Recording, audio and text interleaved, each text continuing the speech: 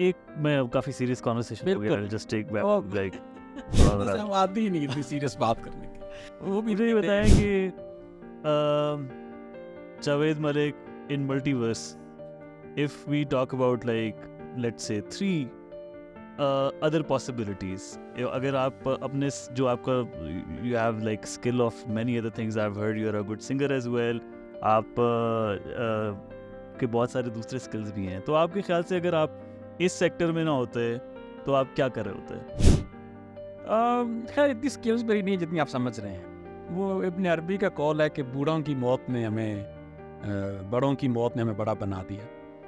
اور میں آپ کو بتا رہا تھا کہ یہ سنگنگ والی تو بت ہے, اور وہ بت اس لیے ہے کہ پاکستان میں ہم اتنے بے سرے ہیں کہ کوئی ایک بھی گا لے تو اسے سمجھتے ہیں کہ یہ بڑا کوئی گا سکتا ہے. اور میں مثال آپ کو دے رہا تھا کہ میں ایک دفعہ ڈھاکہ میں کسی ورک شاپ پہ گیا تو مجھے بڑی حیرانگی ہوئی کہ 25-26 پارٹیسپینٹ تھے اس کے, اور 4-5 دن کی ورک شاپ تھی, یہ رورل ڈیولپمنٹ اس طرح.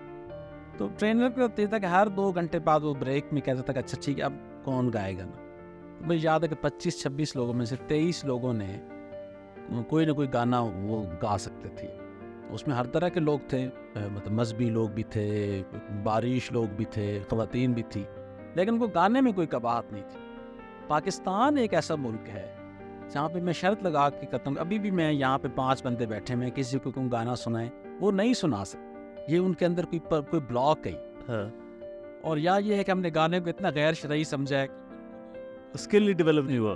تو میں نہیں اتنا اچھا گا سکتا, لیکن میں جب لوگ اتنے بے سرے ہیں تو میں بعض اوقات کوئی کہے کہ آپ گانا سنائیں تو میں ادھر سنا دیتا ہوں گانا, تو یعنی تھوڑا بہت جو مجھے آتا ہے. تو آپ کو لگا کہ میں یہ گا سکتا, لیکن میں اس طرح گا نہیں سکتے.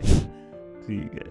اینڈ ایک اور somebody, کیونکہ we have a lot of mutual friends میں بھی مجھے کسی نے بتایا کہ آپ کے ایکٹنگ سکلز بھی بہت اچھے ہیں. There is one Actually, but I take a chance with people and I don't take myself very seriously. Right. So I feel very happy about it. So اگر میں لفٹ میں ہوں تو میں کسی سے ضرور پوچھ لیتا ہوں کہ یہ آپ, مثلا ایک بندہ روٹیاں اور سالن لے کے جا رہا تھا تو اس کو میں کہہ رہا تھا کہ آپ کا کھانا کس وقت کھولے گا اور کس فلور پہ, تو وہ کہتے ہیں کہ آپ سر 11 بجے آئیے گا, اس وقت کھانا کھولیں گے. But if I don't ask that possibility doesn't come. Yeah. تو میں لوگوں سے یہ people are very funny but you have to take a chance. یا جیسے میں موٹر سائیکل پہ اشارے پہ رکا تو 4 لوگ اکٹھے بیٹھے تھے, ٹینکی پہ بیٹھا تو 3 بندے پیچھے بیٹھے تھے, میں گاڑی میں تھا.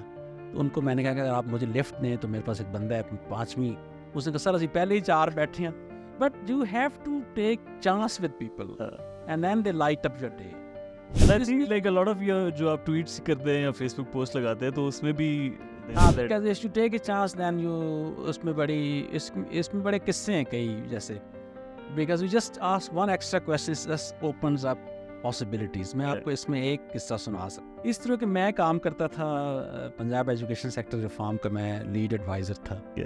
تو میں ظاہر ہے بڑی میٹنگز میں بیٹھتا تھا, چیف منسٹر میٹنگ میں بیٹھتا تھا میں, اور چیف منسٹر کی جاتا رہتا تھا. ایک دن مجھے رات کو تقریباً 1-1:30 بجے کال آئی گئی کہ ہیلو, اٹھایا میں نے فون تو سرکاری اس پر جناب جاوید ملک صاحب بات کر رہے ہیں. جی سر آپ کی صبح 7 بجے بریک فاسٹ پہ 1-to-1 میٹنگ ہے چیف منسٹر سے.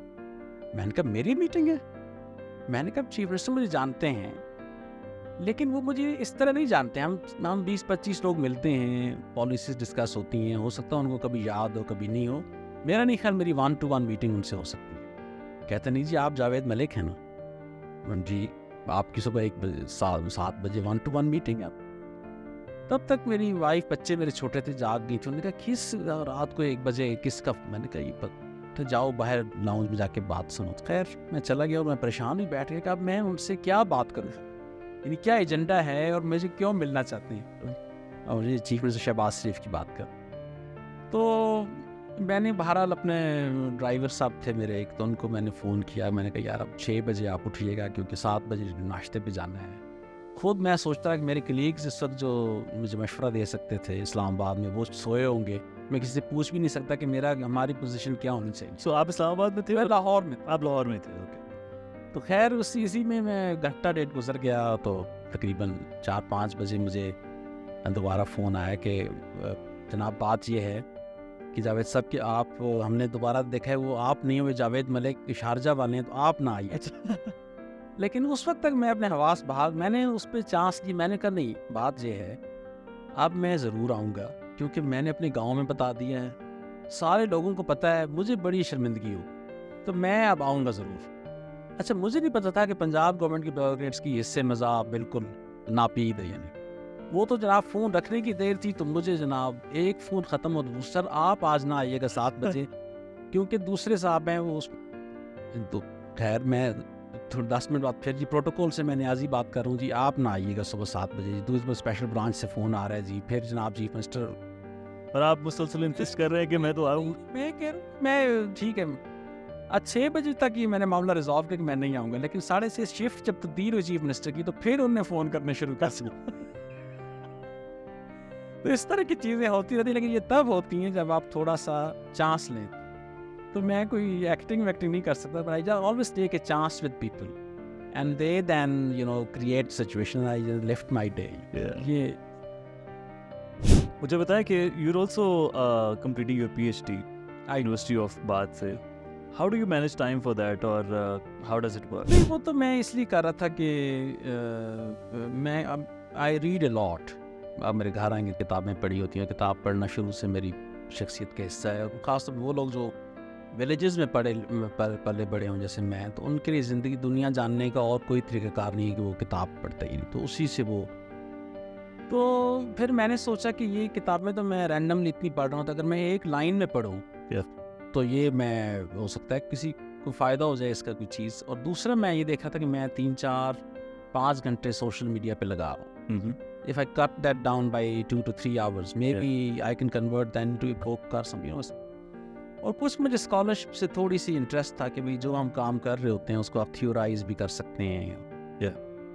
تو میں کوئی پروگرام کی تلاش میں تھا جو مجھے سوٹ کرے because I didn't want to leave my work and I found a program in Bath University which actually was for experienced policy professionals who spend a month in Bath, come back and then work with the professor then again, you know, so you write 4 papers in 3 years and then you write a full thesis. Right.